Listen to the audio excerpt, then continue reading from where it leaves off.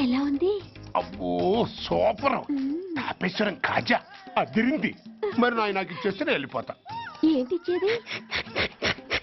నా పంతనానికి పేమెంట్. ఏంటి అర్థం కాలేదా?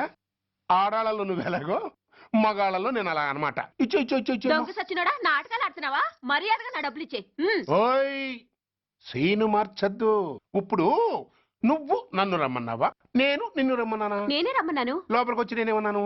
ఎంత అన్నావు? నువ్వేమన్నావు? 100 అన్నాను. కదా అంటే నా పర్సనాలిటీకి నువ్వు కట్టిన రేటు 100 అన్నమాట. అదే నేను అడిగాను. ఇచ్చో ఇచ్చో ఇచ్చేమ్మా. ఏంట్రా ఓవర్ చేస్తున్నావు?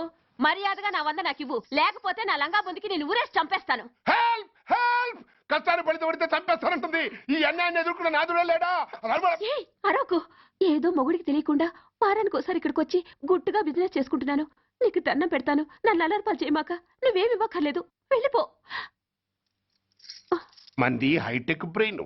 నీ పేరు గంట గంగారత్నం, మీ ఆయన పేరు గంట గురనాథం. ఆడు ఎలక్ట్రిసిటీ బోర్డులో పనిచేస్తున్నాడు.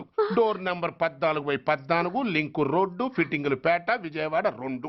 ఇది నీ అడ్రస్. నేను మంచోని గనక కమిట్ అయిన 100తో అడ్జస్ట్ అయిపోతున్నాను. ఆలస్యమైందనుకో అది డబుల్ అయిపోద్ది. ఇచ్చే నోటు చేతిలో పెట్టు. థ్యాంక్స్. దున్నపోతులా ఉన్నావు, ఆడదాని ఉసురు పోసుకుంటున్నావు. ఎయిడ్స్ వచ్చి చస్తావు. Sorry, no chance. హెల్మెట్ లేకుండా నేను యుద్ధానికి వెళ్ళను. ఎత్ర నారీ వర్ధంతి తత్ర జీవనం సుఖాస్మనం. అంటే నాకేం తెలుసు? ఎప్పుడో విన్నాను, ఇప్పుడు అనాలనిపించింది అన్నాను. వస్తాను.